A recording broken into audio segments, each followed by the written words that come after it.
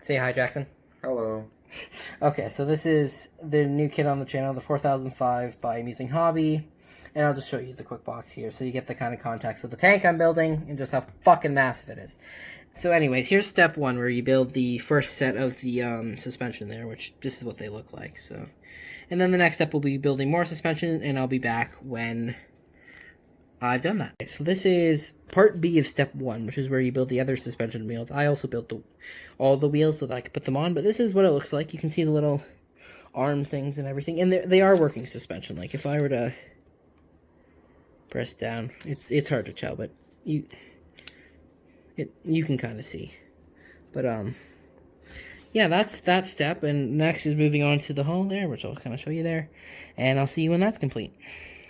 So this is a step 2 here, which is you put all the suspension on. I believe the return roller like support things, side skirt supports, which when they turn out, and if the wheels would not fall off, which apparently they love to fall off, so sorry for the terrible camera. This is what they look like, and it's the exact same on the other side.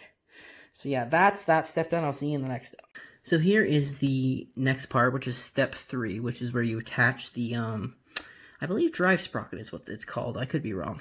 But, there is, the front plate as well, which, when all said and done, looks like this. It's the same on the other side, so no real sense in showing. And then the front plate there, which is attached there and has, like, little side fender things. Fender thing, yeah. And that's kind of what that plate looks like. So that's that step. I'll see you in the next one. Okay, so this is the next step here, which is attaching this stuff. Unfortunately, these pieces, one of these pieces here flew off, so I don't have them anymore, which means I just had to do the bottom plates. But, I mean, it's not looking bad. It looks pretty cool. I mean, so far it's looking to be a cool tank, so I'll see you in the next step. So this is the next step, step 5 here. It's where you attach all the return rollers and the either wheel, I believe is what it's called. So which looks like that. There's the other one on the other side, and the return wheels. And yeah, and they went together pretty easily, and so far it's turning into a pretty cool kit.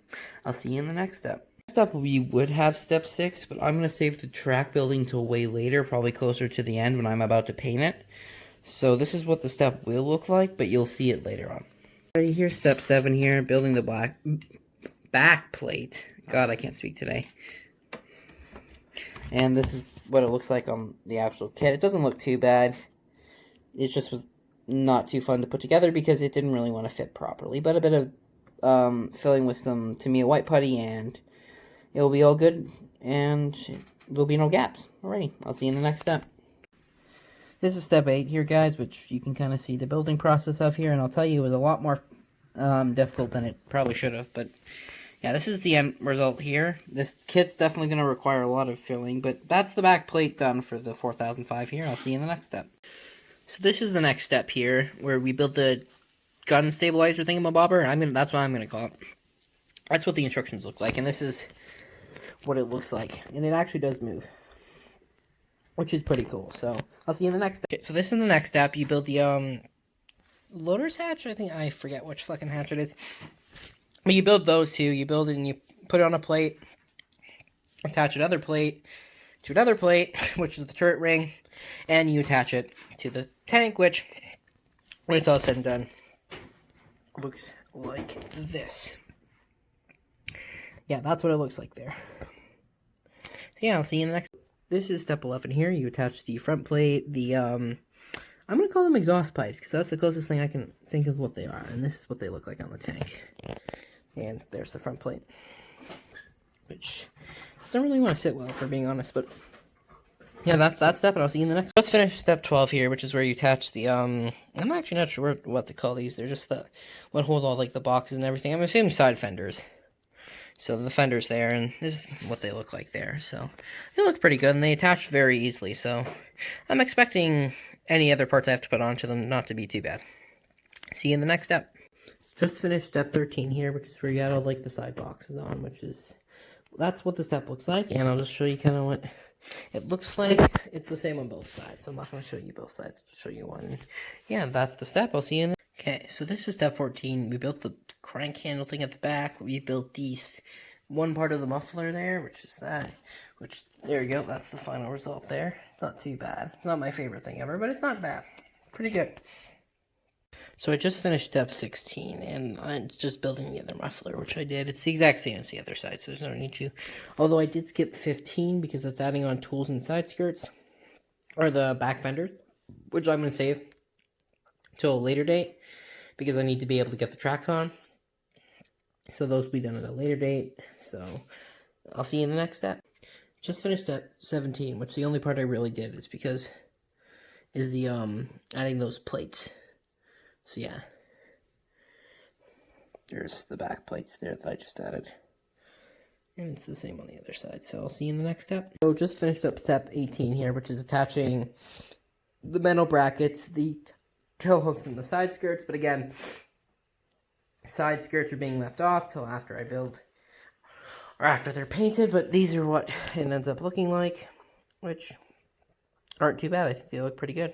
Ready, see you in the next step. Okay, so just finished step 20, which is getting all the fun parts onto the turret here, just before we put on the mantlet and the massive gun, which I've now learned is a 7.1-inch gun they slapped on this in this tank, which is just insane.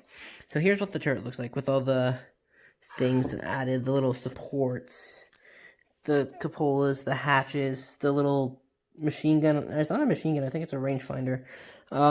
Side sports and all the other fun stuff. So that's that step. Next we'll be adding the fun part, which is the gun mantlet and the barrel. I'll see you in that step.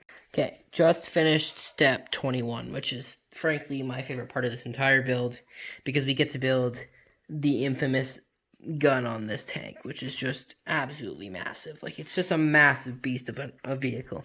So I'll take, that's the step there, and you can kind of see this the step as part of step 22. But here is the tank. Look how long the barrel is.